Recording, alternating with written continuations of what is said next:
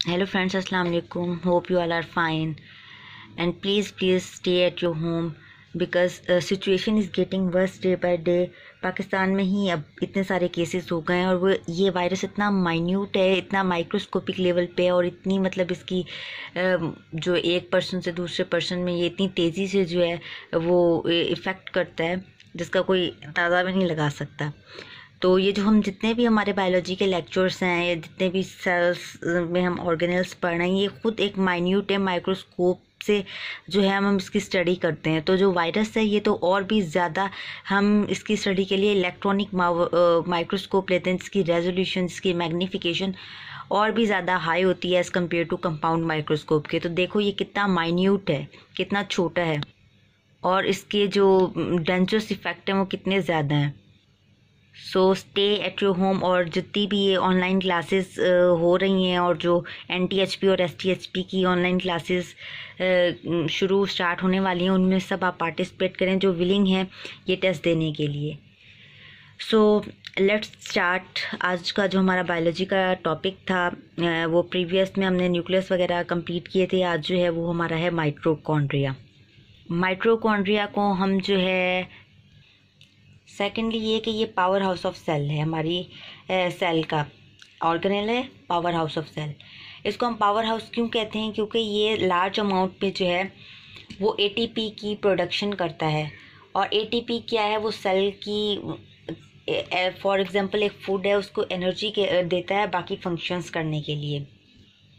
और ये मोस्टली जो प्रोड्यूस होता है ये फिशन की मतलब फिशन एक प्रोसेस होता है उसके थ्रू होता है या बडिंग के थ्रू। अब फिशन जो है वो दो तरह की होती है, वो बाइनरी भी हो सकती है, मल्टीपल भी हो सकती है। बाइनरी मतलब 2 बार फिशन हो सकती है, मल्टीपल मतलब मैनी टाइम्स। अब फिशन का होता क्या है कि एक सेल जो है फॉर एग्जांपल 2 हिस्सों में टूट जाता है, उसको हम कहते हैं फिशन। और बडिंग क्या है? फॉर एग्जांपल कोई भी एक चीज़ के ऊपर एक और सेल्स का लंप बन जाता है, उसको हम कहते हैं बडिंग। फॉर एग्जांपल जब हमारे पोटैटोज़ को हम देखते हैं कि उसके ऊपर थोड़ा सा लम्ब बन जाता है, कुछ देर अगर पड़े रहें तो उसको हम क्या कहते हैं कि वो एक बड फॉर्म हो गई है। तो इस तरह इसकी जो प्रोडक्शन होती है वो फिशन और बडिंग के थ्रू जो होती है। और मोस्टली ये जो पैटर्न देखा जाता है डिवीजन का ये हम बैक्टीरियाज में देखते हैं।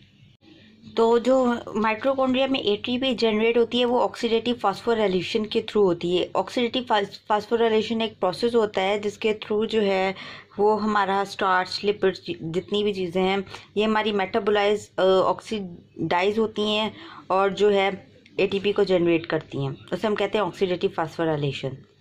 और जो माइटोकॉन्ड्रिया होता है वो डबल मेम्ब्रेन ऑर्गेनेल होता है। इनर मेम्ब्रेन होती है, आउटर मेम्ब्रेन होती है और इन बिटवीन दीज 2 मेम्ब्रेन हमारा मैट्रिक्स होता है। ये फ्लूइड लाइक मटेरियल होता है। और ये माइटोकॉन्ड्रिया साइटोप्लाज्म में होता है। जितने भी ऑर्गेनेल हैं बाकी वो सारे साइटोप्लाज्म में होते हैं। और इसकी स्ट्रक्चर जो है वो ग्रेन्यूल्स लाइक स्ट्रक्चर भी होती है, वेजिकल्स और थ्रेड्स लाइक स्ट्रक्चर, लंबी थ्रेड्स लाइक, स्ट्रिंग्स लाइक और ग्रेन्यूल्स टाइप जो है वो माइटोकॉन्ड्रिया की स्ट्रक्चर होती है। इसे हम कहते हैं it is centre of aerobic respiration. Aerobic का मतलब ही तब यूज़, एरोबिक वर्ड तब यूज़ होता है जहाँ पर होती है हमारी ऑक्सीजन। ठीक है, जब ऑक्सीजन होगी, रेस्पिरेशन होगी तो जो है क्या होगा, प्रोसेस होगा, ATP जनरेट होगी। तो इसे हम कहते हैं कि mitochondria is the centre of aerobic respiration.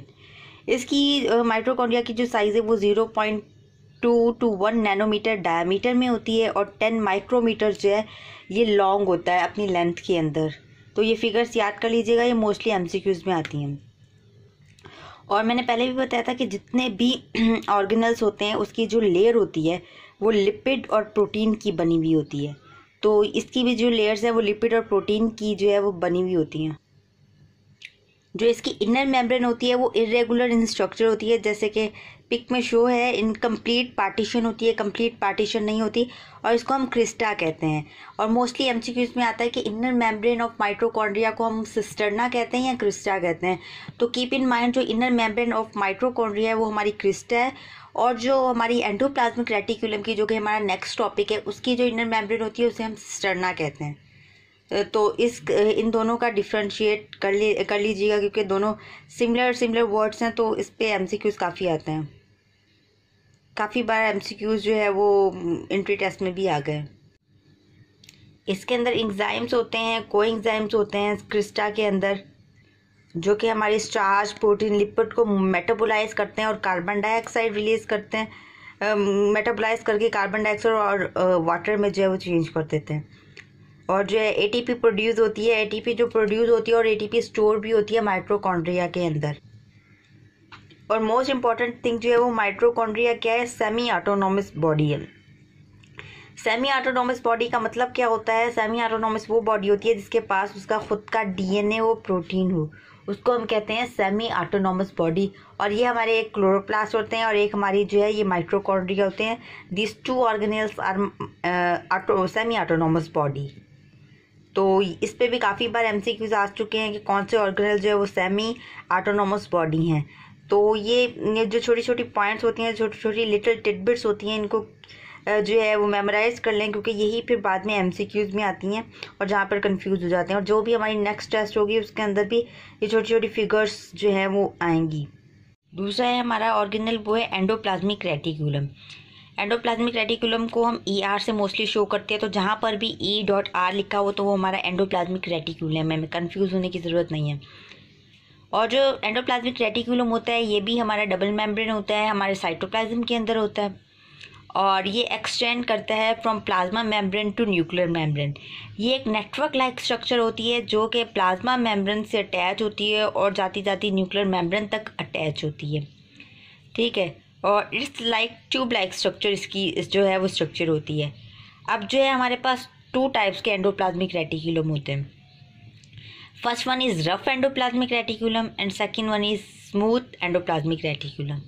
जो इनकी जो फीचर्स होते हैं वो डिफरेंट होते हैं।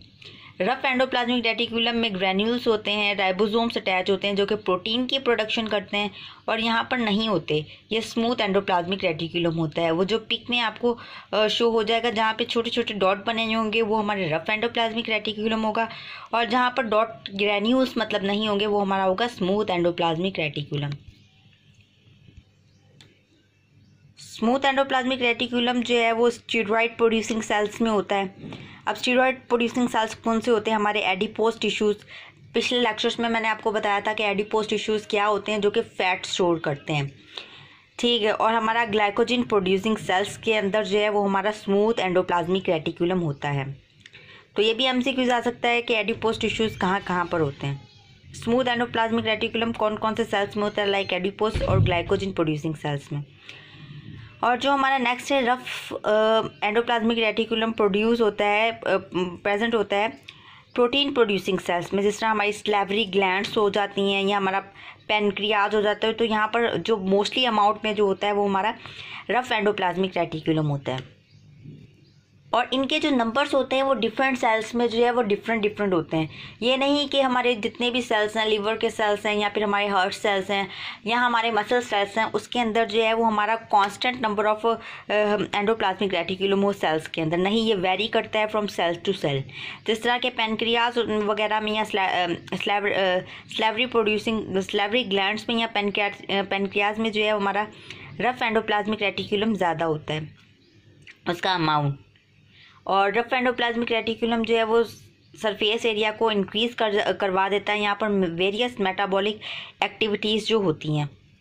ER जो है रफ एंडोप्लाज्मिक रेटिकुलम, ये इंपोर्ट और एक्सपोर्ट का बहुत ज़्यादा काम करता है। जो हमारे राइबोसोम्स होते हैं न्यूक्लियस के अंदर, उसको जो है साइटोप्लाज्म में लाता है। वो किसके थ्रू, वो हमारा एंडोप्लाज्मिक रेटिकुलम के थ्रू जो है वो साइटोप्लाज्म में आते हैं। तो एंडोप्लाज्मिक रेटिकुलम का मेन फंक्शन इंपोर्ट एक्सपोर्ट भी है।